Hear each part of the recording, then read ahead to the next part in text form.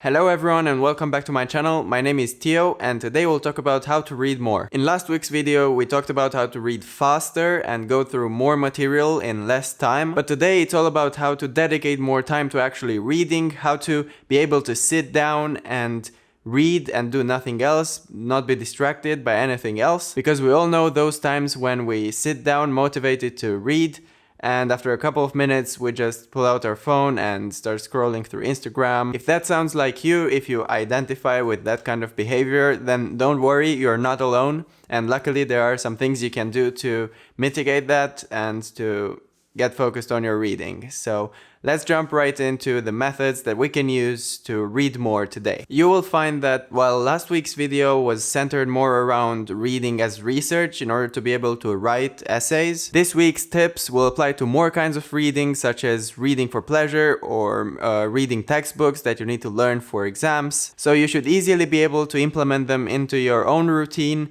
and help you reach those reading goals. So the first thing we should do before sitting down to read is remove distractions.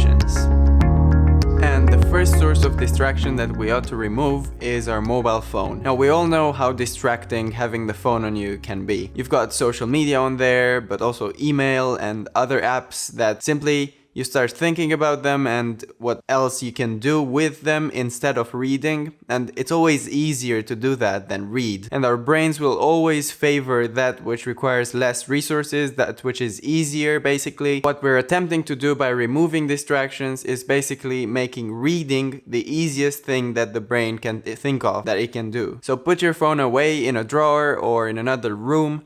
Simply having it in your pocket on silent is not enough, because you'll reach out for it at some point. But what if, let's say, you're reading on a laptop or a desktop computer? Well, in that case, there are a lot of other distractions coming your way, from YouTube videos to video games to generally browsing the internet. So it's basically the internet and the ability to do stuff on the internet that you want to shut down when you're reading on a laptop or on a desktop computer. So the best way to do that, from my own personal experience, is if you've got a document to read on a screen, then just download that document or print the web page and save it in a PDF and then disconnect from the internet. That way you'll basically make it much difficult for yourself to reach out for those activities that are much easier to do than reading. And this will help you focus a lot more on what you've actually set out to do and actually get through the work or reading that you want to do. Now, apart from that, there are other external distractions that might divert you from what you set out to do, which is to read, which might be anything from TV to PlayStation to a musical instrument to getting up to get some coffee or getting up to get some snacks or getting up once again to go to the toilet, or all those things that you'd want to do instead of sitting down and reading. And in order to make sure that none of those things actually distract you, it's important to create an optimal space designed especially for reading. Now, to designate a space for reading firstly means to separate it from the places you do other things, like the place where you work or the place where you eat, or the place where you just chill out, watch TV, or play games. Now that separation is important because you want to create a routine around that space. And every time you go and sit on that armchair under that particular light, or sit on the couch under a certain light, you want to tell your brain that that is the time to read and do nothing else. When designing that space, you also want to be thinking about how comfortable or ergonomic it is. If you're reading stuff on a screen or on a laptop, it's really important to have a well set up desk that is at the correct height, that your elbows are at an angle of 90 degrees, that your chair is comfortable. Now, if you're reading for pleasure, then I would recommend sitting somewhere where it's more relaxed. That's what I like to do. And it's a place that should be inviting you to read all the time, every time you see it actually. And if it's not comfortable enough, if you don't feel like spending a lot of time there, then it's obviously not going to make you want to continue reading. But the most important aspect when it comes to designing that space for reading is, for me, the lighting. Without good lighting, reading is very taxing on your eyes. It's a constant strain to follow the lines and the word after word, and that's really contradicting your attempt to build a pleasant routine around reading. So making sure you have great lighting is extremely important, and this is the point where I'd like to introduce you to my own lighting setup for this year as I'm starting the masters. The good people at BenQ have been kind enough to send me this desk lamp for me to review, and if you think Tesla in terms of desk lamps, then this is the one. Basically, if you ever wished someone innovated in terms of desk lamps, then this is packed full of innovation. And to be honest, it was exactly what I needed in order to complete my desk setup to be ready for the next academic year. So this is the BenQ Wit Led e-reading lamp. It's an e-reading lamp because it's designed to be suitable for reading on a desktop screen or on a laptop, but it's also great for studying. I've tested it with reading on paper, and actually I used to be using my studio lights that I use for filming in order to read before I had this lamp. This is how useful this lamp is. So what I really like about it is the fact that it's got a very stable basis. It's also got a flexible arm with 3 joints. But the most interesting part is up here, where it's got a curved LED panel which you can turn on and off by touching this ring. Also, you can set the brightness as well as the color temperature. You do that by way of a knob which is right here, and you basically dim it and set it to the intensity that you want to.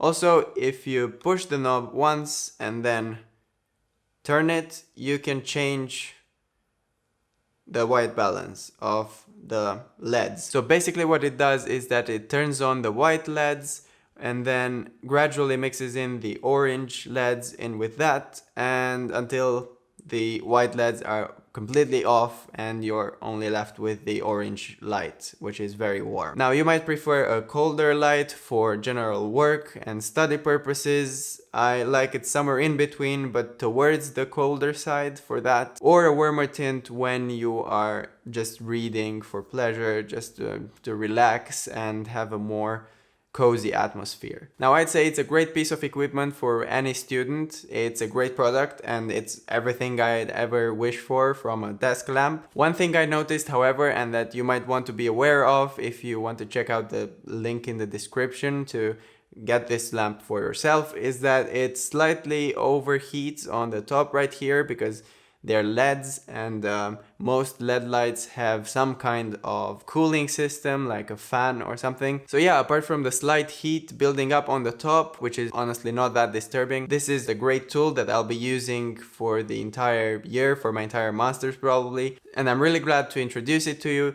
Even if BenQ sent this to me specifically to review, I wouldn't say it's great unless it really was. And now that I illustrated my point on how important lighting is for reading, let's go to the third tip of this video, which is building a habit. Now, building good habits in your life is important from many points of view, and breaking the bad habits, such as giving in to the various distractions, is just as important as building the right ones and the good ones. And reading is definitely a good habit, because every time you read something that a person took a long time to write and research before writing that. So you always learn something new, but in a form that takes a long time to create. But you must also pay attention to create the right habits for reading. Because if you set out to read 2 or 3 books a month, then every day of that month you will think that you have a lot of time to read those books, so you'll leave them towards the end of the month, and then at the end of the month you realize that you don't have enough time to read them. Rather, you should make a habit out of reading a set number of pages every day, say 50 pages. Make it either in the morning after you wake up, after you make that cup of coffee that you love so much, or in the evening where you can turn on a cozy warm light and sit in your armchair. Wherever and whenever you like it to be, make sure you set a goal that you can actually also achieve. So I'd say that 50 pages is probably about right for a person who is also busy with a lot of other things. And if you count the total number of pages, you'll realize that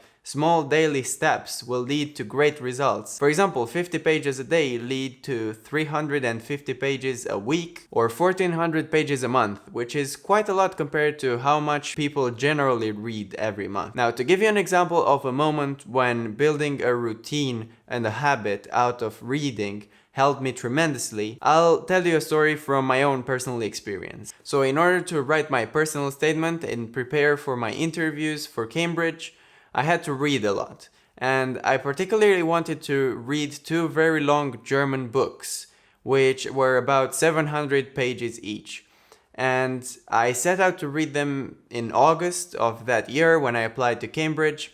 And I wanted to read them in 2 weeks because I also wanted to leave another month to polish my personal statement. So with approximately 1400 pages to read and 2 weeks at my disposal, I basically divided the number of pages to the number of days that I had, and 1400 divided by 14 is basically 100 pages a day.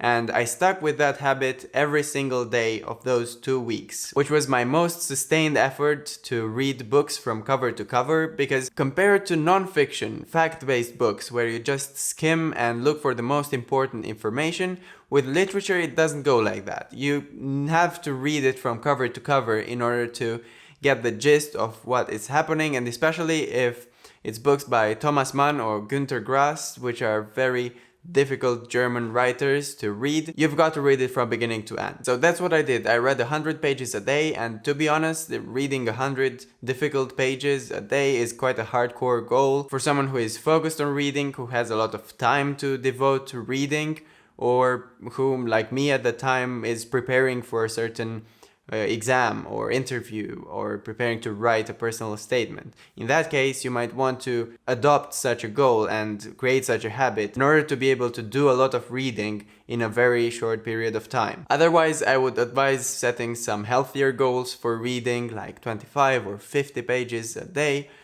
so that you can start your day like that or finish it with those pages and not have reading get in the way of your daily activities. So I hope that this last tip, in combination with the previous two, proves that even if you've got a busy schedule every day, you can devote some time to reading. And if you do it every day as a habit, as a routine, then it builds up. And in time, as you build momentum, you'll start reading loads of books, many more books that you maybe even imagined you would be able to read every month. So I hope that this video helped you and brought you value. If so, give it a thumbs up and subscribe to my channel to see more of the upcoming videos. If you enjoyed this one, then definitely check out last week's video right here, which is about speed reading and how to know more in less time. Also, I've got an ongoing series called Tio's Book Corner, which is specifically dedicated to reviewing some of my favorite books that changed the way I see the world, which is right here. If you'd like to find out more about the Benq lamp, then check out the link in the video description, and I'll catch you in my next one.